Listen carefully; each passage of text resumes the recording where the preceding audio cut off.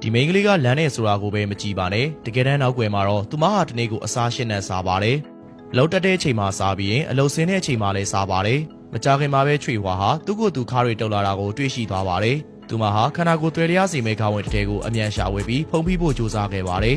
ဒါပေမဲ့သူ့ရဲ့ချစ်သူကောင်းလေးဟာသူ့ကိုမြင်လိုက်ရတာနဲ့မနှင်းမျိုးတဲ့ပုံစံဖြစ်သွားပါတယ်ပိုဆိုတာကတော့သူ့တငယ်ချင်းတွေကသူ့ကိုကိုဝင်ရှိနေပြီလို့အထင်လွဲသွားကြတာပါပဲချွေဝါရဲ့စိတ်အခြေအနေဟာချက်ချင်းဆိုသလိုအောက်ဆုံးထိထိုးကျသွားပါတော့တယ်ကြီးစားဖြစ်သူကလည်းတီးမခံနိုင်တော့ပဲလမ်းခွဲဖို့တရိုက်တောင်းဆိုလာပါတော့တယ်။သူဟာအိမ်ပေါ်ကနေနှင်ချခံရပြီးတငယ်ချင်းတယောက်အိမ်ရဲ့လာတာဆောင်မှာယာယီနေထိုင်နေပါတယ်။တစ်ချိန်လုံးကရှင်းရှင်းလင်းလင်းရှိခဲ့တဲ့မိန်းကလေးဟာအခုချိန်မှာတော့စိတ်ထက်တွေကျလို့နေပါတယ်။အိမ်သာတက်တဲ့ချိန်ကလွယ်လို့တနေ့လုံးအိပ်ပဲအိမ်နေပြီးအာဟာရမရှိတဲ့အတင်စားစားစာတွေနဲ့ကိုနှစ်သိမ့်နေပါတယ်။ဒီနေ့ရောက်တော့သူမဟာအရင်ကပိန်သွဲခဲ့တော့ကပုံလေးကိုပြန်ကြည့်မိပါတယ်။ဒုတိယမြောက်နေ့မှာတော့သူမဟာကိုစိတ်တက်ပြန်လဲမြင့်တင်ဖို့ဆုံးဖြတ်လိုက်ပြီးဂျင်ကိုသွားခဲ့ပါတယ်။တခြားသူတွေလေ့ကျင့်ခန်းလုပ်နေကြတာကိုမြင်တော့သူလည်းအချိန်နှဲငယ်လောက်စမ်းကြည့်ပါတယ်။ဒါပေမဲ့တော်တော်လေးကိုပင်ပန်းပါတယ်။အလွယ်ကူဆုံးဖြစ်တဲ့ပြေးတာတော့အပြေးဆက်ပေါ်မှာမျက်နှာနဲ့မောက်ခွန်ကြတဲ့အထိဖြစ်ခဲ့ပါတယ်။သူမဟာတနေကုန်စူးစမ်းခဲ့ပေမဲ့လည်းကိုလေးချင်းပြောင်းလဲမသွားတာကိုတွေ့လိုက်ရပါတယ်။လေ့ကျင့်ခန်းလုပ်ပြီးဝေးချတာကအလုံးမဖြစ်ဘူးလို့ထင်ပြီးမော်ဆန်တဲ့ပညာတွေနဲ့ဝေးချဖို့စူးစမ်းကြည့်ပြန်ပါတယ်။အရင်ဆုံးကိုလေးချင်းကြားစီတဲ့ခရင်ကိုလိမ့်ပြီးပလတ်စတစ်နဲ့ပတ်ထားလိုက်ပါတယ်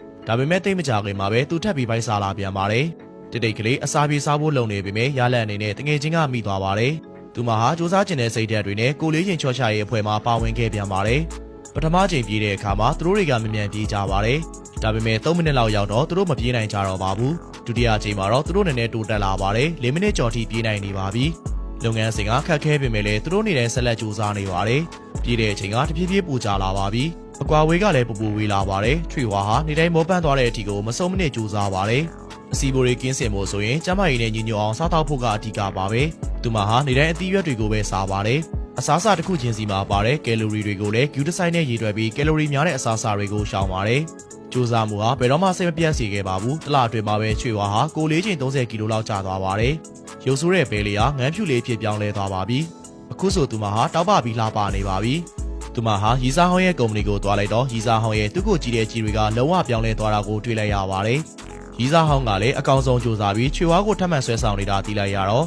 ချွေဝါရင်ထဲမှာပန်းတွေပွင့်နေပြီးအရင်ကအတွေ့ဟောင်းနဲ့ခန်းစားချက်ဟောင်းလေးပြန်ပေါ်လာပါတယ်။ဒါပေမဲ့အဲ့ဒီအချိန်မှာပဲခန္ဓာကိုယ်ပူလန်းတဲ့မိန်းကလေးတစ်ယောက်ပေါ်လာပါတယ်။လက်ဆက်တော့ရီစာဟောင်းစီမှာပတ်သက်မှုအသစ်ရှိနေတာပါ။ရှောင်းရှက်ကဒီကိစ္စကိုသိလိုက်ရတော့ချွေဝါရဲ့အကြောင်းရင်းများကိုခွဲခြမ်းစိတ်ဖြာကူပြီးချွေဝါဘာကြောင့်ဒီလိုဖြစ်ရလဲဆိုတာပြောပြပါတယ်။ငယ်ကလေးကမိဘတွေကွာရှင်းထားကြပြီးဖခင်မြတ်တာမရတဲ့အတွက်ကြောင့်အလွန်ကျွံစားတောက်တာတဲ့ရီစာဟောင်းရဲ့အချစ်တွေကိုသုံးပြီးနှလုံးသားရဲ့လေးဟာနေတာပိုင်းကိုဖြစ်လိုက်တာလို့ပြောပါတယ်။ရှောင်းရှက်ကလည်းကျင်နာစွာနဲ့ချွေဝါကိုခေါ်ပြီးတော့သူ့အဖေကိုသွားရှာပါတယ်။ဒါပေမဲ့ဒီတွဲဆုံမှုကမျှော်လင့်ထားသလိုဖြစ်မလာခဲ့ပါဘူး။ချွေဝါရဲ့အဖေကခေါင်းမာတဲ့လူချမ်းသာတစ်ယောက်ပါ။လေးလေးစားစားပြီးနောက်တားဖားနှစ်ယောက်စကားစမြည်ပြောကြပါတယ်။ဒါပေမဲ့ခေါင်းစဉ်ကလုံးဝမသက်ဆိုင်တဲ့အကြောင်းအရာတွေဖြစ်နေပါတယ်။ချွေဝါကသူ့ကိုယ်သူရာလို့တိုးတော့မယ်လို့ပြောပါတယ်။အဖေဖြစ်သူကလည်းပြီးခဲ့တဲ့အပတ်ကတူအုပ်ချုပ်ရေးမှုကအင်ကိုလာလဲသွားကြောင်းပြောနေပါတယ်။အနေငယ်ပြောပြီးသွားတဲ့နောက်မှာနှစ်ယောက်သားတိတ်ဆိတ်ငြိမ်သက်သွားကြပါတယ်။ချွေဝါကတော့သူ့ရဲ့ငယ်ဘွားအမှတ်တရတွေပဲမှတ်မိတာပါ။ဒါပေမဲ့အဖေအတွက်သမီးနဲ့ပတ်သက်တဲ့အလေးနဲ့ဆုံးမှတ်တရကတော့သူ့သမီးမွေနေမှာလက်ကလေးထောင်ပြခဲ့တာကိုပါပဲ။အဖေပျော်ရွှင်ဖို့အတွက်ချွေဝါကချွေးထုတ်ခန်းကိုစမ်းကြည့်ဖို့ဆုံးဖြတ်လိုက်ပါတယ်။ရလက်အနေနဲ့အခန်းပြီးလောင်သွားခဲ့ပါတယ်။အဖေအမြန်ပြေးထွက်လာပြီးချွေဝါကိုဒေါသထွက်နေပါတယ်။ရှောင်းရှော့ဟာဒီမခံနိုင်တော့ပဲချွေဝါရှိကနေရက်ပြီးကာကွယ်ပေးလိုက်ပါတယ်။ချွေဝါဟာရှောင်းရှော့ကိုသူရှိကနေရက်တီးပေးခဲ့လို့ကျေးဇူးတင်နေပါတယ်။နှုတ်ဆက်တဲ့ချိန်မှာချွေဝါဟာရှောင်းရှော့ရဲ့နှာခေါင်းထိပ်ကိုညှင်းသားစွာနမ်းလိုက်ပါတယ်။ရှောင်းရှော့ဟာဝမ်းသာသွားပါတယ်။ဒါကအချစ်ရဲ့နမိတ်ဖြစ်တဲ့အတွက်ကြောင့်လမ်းဘေးကနေပန်းနဲ့မုတ်တွေဝယ်ပြီးချွေဝါကိုဝန်ခံဖို့အတွက်ပြင်ဆင်มาတော့တယ်။သူဟာမျောလင်းချက်များစွာနဲ့ချွေဝါကိုရှာဖို့ပြန်လာခဲ့ပါတယ်။ဒါပေမဲ့လည်းသူနှလုံးသားကိုကြည်ခွဲစေတဲ့မြင်ကွင်းတစ်ခုကိုမြင်လိုက်ရပါတယ်။ရီစာဟောင်းကချွေဝါစီကိုပြန်ပို့ပန်ဖို့ရောက်လာတာပါ။သူချွေဝါကိုနောက်ဆုံးချိန်တွေ့ပြီးတဲ့နောက်မှာပဲလက်ရှိရီစာနဲ့လမ်းခွဲဖို့ဆုံးဖြတ်ခဲ့တာပါ။ချွေဝါကလည်းမူမနေနိုင်တော့ပဲနှစ်ယောက်သားပြန်တွေ့လိုက်ကြပါတယ်။ဗရေမောက်ပြင်မှာရှိနေတဲ့ရှောင်းရှက်ကတော့နောက်ဆုံးမှာသူ့ရဲ့ယူသားမှုကတစ္ဆာဖောက်ခံလိုက်ရတာကိုသိရှိသွားပါတော့တယ်။ရီစာဟောင်းကချွေဝါကိုတစ္ဆာဖောက်ခဲ့ပေမဲ့လည်းချွေဝါကိုသူကအရင်ပြန်ရွေးချယ်ပြီးလို့ကျေးဇူးတင်ကြောင်းပြောနေပါတယ်။ဒါဟာသူ့ကိုအလေးချင်းရှော့ချနိုင်အောင်လှုံ့ဆော်ပေးနိုင်ခဲ့ပြီးတော့အခုဆိုသူ့မှာလက်မလွတ်နိုင်တဲ့ခန္ဓာကိုယ်မျိုးရှိနေပြီလို့ဆိုပါတယ်။ဒီစကားကိုကြားတော့ချွေဝါကရုတ်တရက်သဘောပေါက်သွားပါတယ်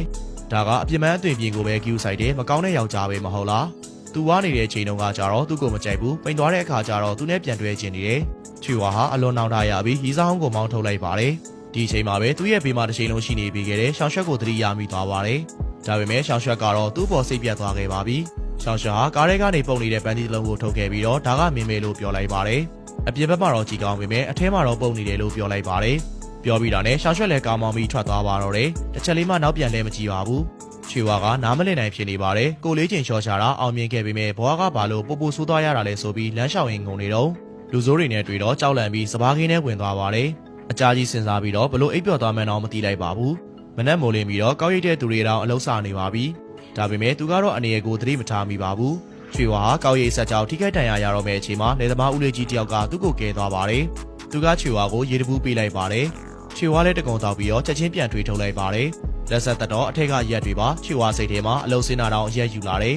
ဒီလူကတကယ်ရက်သမားပဲလို့ထင်နေပါတယ်ဘာပဲဖြစ်ဖြစ်သူကအသက်ငယ်ခဲ့တဲ့သူပါချွေဝါလည်းသူနဲ့ခဏစကားပြောကြည့်လိုက်တော့အားလုံးကအထင်လွဲနေတာမှန်သိသွားပါတယ်ဒီလူကအရက်သမားတယောက်မဟုတ်ပါဘူးသူမိသားစုဝင်ငွေတိုးဖို့အတွက်အရက်ချက်ရောင်းတာပါဒီအားလုံးကြုံပြီးမှပဲချွေဝါကသဘောပေါက်သွားပါတယ်တကူကောင်းဆန်ချင်းကပျော်ရွှင်ခြင်းကိုယူဆောင်လာပေးနိုင်မှာမဟုတ်ပါဘူးတခြားသူကိုဘယ်လိုချစ်ရမလဲသိလာမှာဘွားကိုကောင်းမွန်စွာဖြတ်သန်းနိုင်ပြီးပတ်ဝန်းကျင်ကလူတွေကိုကျင်နာတတ်လာမှာပါအရင်ဆုံးသူ့အချစ်ဆုံးတငယ်ချင်းကိုရှာပြီးသူ့ရဲ့အခက်အခဲဆုံးအချိန်မှာတစ်ချိန်လုံးသူ့ရဲ့ဘေးမှာအဖော်ပြနေပြီးခဲ့လို့ကျေးဇူးတင်နေပါတယ်နောက်ဆုံးမှာချွေဝါရင်ကျက်သွားပြီဖြစ်လို့အချစ်ဆုံးတငယ်ချင်းကလည်းဝမ်းသာပေးနေပါတယ်ချွေဝါကရှောင်းရွှက်ကိုရှာတွေ့ခဲ့ပြီးသူ့ကိုခွင့်လွှတ်ပေးဖို့တောင်းခံခဲ့ပါတယ်ဒီနေ့ကရှောင်းရွှက်ရဲ့ပြန်ပွဲနေပါချွေဝါလည်းတငယ်ချင်းတွေကတစင်တီးလိုက်ရတာကရှောင်းရွှက်ကကျူးကျူးဆဆတင်ယူပေးမယ်လေအသင်းဘော်တွေကဆဲဆိုကြပြီးသူ့ကိုညင်ပယ်လိုက်ကြလို့သူအခုလက်လျှော့သွားပြီလို့ဆိုပါတယ်ရှောင်းရွှက်ဟာအဲ့ဒီအချိန်မှာကိုလာတောင်းမလို့ပြင်နေတာပါချွေဝါဟာကိုလာကိုလှမ်းရိုက်လိုက်ပြီးသူကရှောင်းရွှက်အားတက်လာအောင်အားပေးခဲ့ပါတယ်အဲ့ဒီတုန်းကရှောင်းရွှက်ကချွေဝါကိုအောင်မြင်စွာကိုလေးချင်းချောချနိုင်အောင်အားပေးခဲ့တော့ချွေဝါကအခုရှောင်းရွှက်ကိုပြန်ကူညီခြင်းနေပါတယ်သူဟာရှောင်းရွှက်ကိုပြည်လံပေါ်ပြန်ခေါ်သွားခဲ့ပါတယ်အသင်းဘော်တွေကသူ့ကိုမလိုချင်ပေမဲ့လည်းသူတို့ဘာသာအသင်းတစ်ခုကိုဖွဲ့လိုက်ကြပါတယ်အသင်းဘော်တွေကအချင်းချင်းအားပေးကူညီကြပြီးတော့နောက်ဆုံးမှာပန်းနိုင်ကိုအတူကျော်ဖြတ်နိုင်ခဲ့ပါတယ်ဒီဇလန်လေးကနေကျွန်တော်တို့ကိုပြောပြပေးသွားတာကတော့စစ်မှန်တဲ့ပျော်ရွှင်မှုနဲ့ကြီးပြင်းမှုကပြင်ပကအတိမတ်ပြုမှုနဲ့ပစ္စည်းဥစ္စာတွေအပေါ်ကျဉ်းနှံ့နေခြင်းထက်မိမိကိုယ်ကိုတည်မြဲခြင်းနဲ့အခြားသူတွေကိုဂရုစိုက်ခြင်းကနေဆင်းသက်လာတာပဲဖြစ်ပါတယ်